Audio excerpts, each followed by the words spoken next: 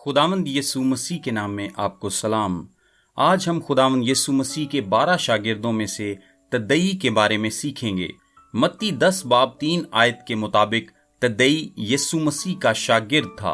और अगर आप लूका 6 बाब 16 आयत और अमाल 1 बाब 13 आयत को पढ़ें तो आपको उसका एक और नाम भी पढ़ने को मिलेगा, यहूदा, याकूब का बेटा। एक और जगह पर उसका नाम लिखा गया है यहूदा, जो इस्करियोती न था। यहूदा भी एक आम नाम था। ये यहूदा है। गालिबन ये नाम उसे दिया गया था और मुमकिना तौर पर इसके बाद उसे लेबियस और तद्दई जैसे नाम बतौरे उर्फियत दिए गए। तद्दई एक दिलचस्प नाम है जिसकी जड़ एक इब्रानी लफ्ज है। बुनियादी तौर पर तद्दई का मतलब है छाती का बच्चा, और ये इस हकीकत की अक्कासी करता है कि वो अपने खानदान का लाडला बच्चा था। उस दौर में बड़ा खानदान होना आम सी बात थी। वो अपने खानदान का छोटा बच्चा था। हो सकता है कि वो सबसे छोटा हो। वो छाती का बच्चा था और शायद वो अपनी माँ का लाडला था, और फिर उसको लिबियस भी कहा जाता था। हो सकता है कि ये नाम भी उसकी उर्फियत हो, जो कि इब्रानी लफ्ज लिब से निकला है, जिसके मानी है दिल। इसके मानी है दिल रखने वाला बच्चा। ये ऐसे शख्स के लिए इस्तेमाल होता है जो बड़े दिल का हो, यानी ऐसा शख्स जो बहादुर और जुर्रतमंद हो। सो अपने खानदान की निगाह में तो वो एक बच्चा था, लेकिन ऐन मुमकिन है कि शागिर्दों ने या फिर उसकी जान पहचान के और लोगों ने उसे उर्फियत के तौर पर लिबियस का नाम दिया हो, जो कि उसकी बहादुरी और जुर्रतमंदी की अक्कासी करता है।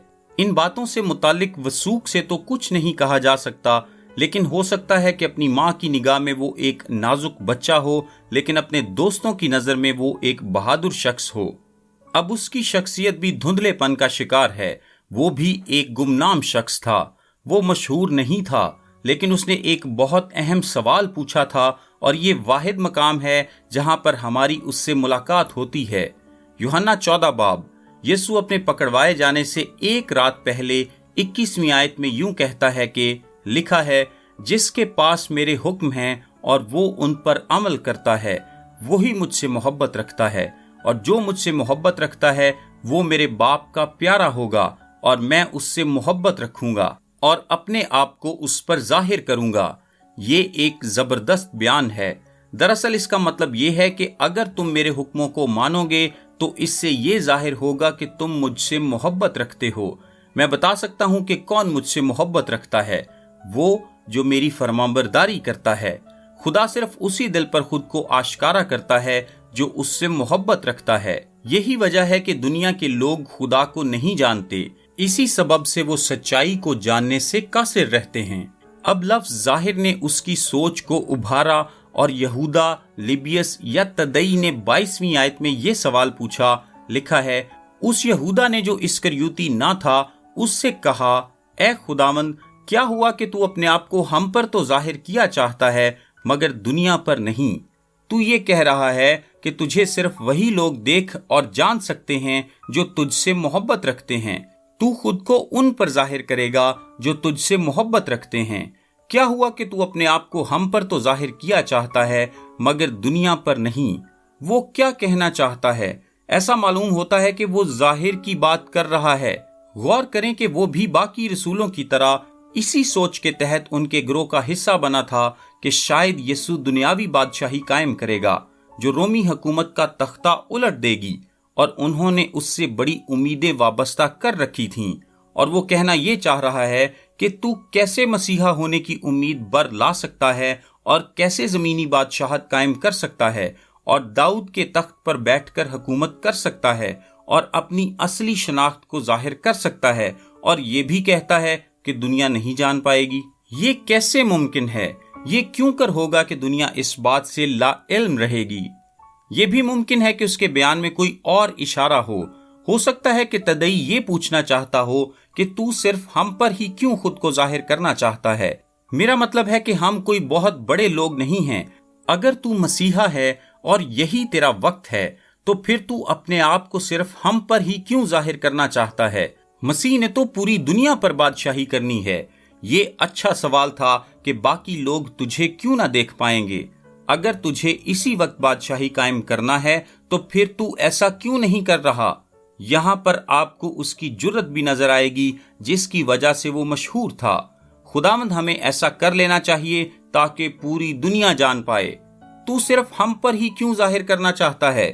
غور کریں کہ وہ سمجھ نہیں پا رہا تھا، اور یسوع اس سے دوبارہ یوں مخاطب ہوتا ہے، لکھا ہے، اگر کوئی مجھ سے محبت رکھے تو وہ میرے کلام پر عمل کرے گا، اور میرا باپ اس سے محبت رکھے گا، اور ہم اس کے پاس آئیں گے اور اس کے ساتھ سکونت کریں گے۔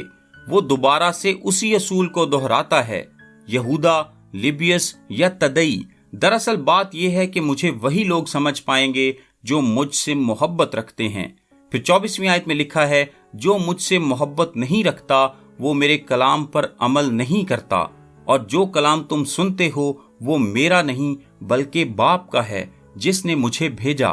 دوسرے الفاظ میں، جو مجھ سے محبت نہیں رکھتا وہ میری باتوں کو نہیں سمجھ سکتا اور نہ ہی یہ جان سکتا ہے کہ یہ خدا کی طرف سے ہیں۔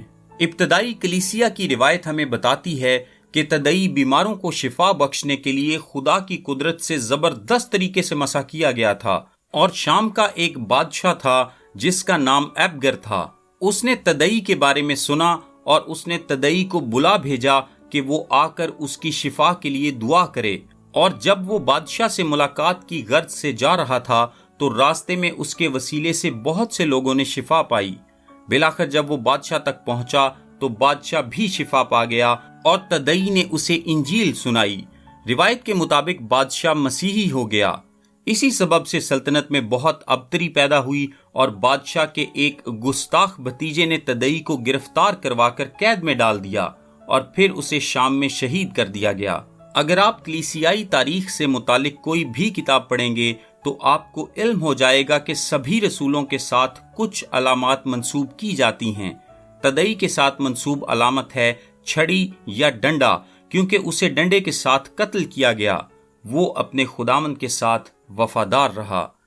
میرا نام تابش قاضی ہے اور یہ پیغام آپ کو ڈیلی ورسز کی جانب سے پیش کیا گیا ہے۔ ہم سوموار سے جمعہ یعنی ہفتے میں 5 دن انگلش، اردو اور آڈیو میں ایسے پیغامات واٹس ایپ سروس کے ذریعے بھیجتے ہیں۔ اگر آپ اپنے نمبر پر یہ سروس حاصل کرنا چاہتے ہیں تو ابھی اپنا نام اور شہر کا نام لکھ کر 0333 80 20 972 973 یا پھر 974 پر واٹس ایپ میسج کریں۔ خدا آپ کو برکت دے، آمین۔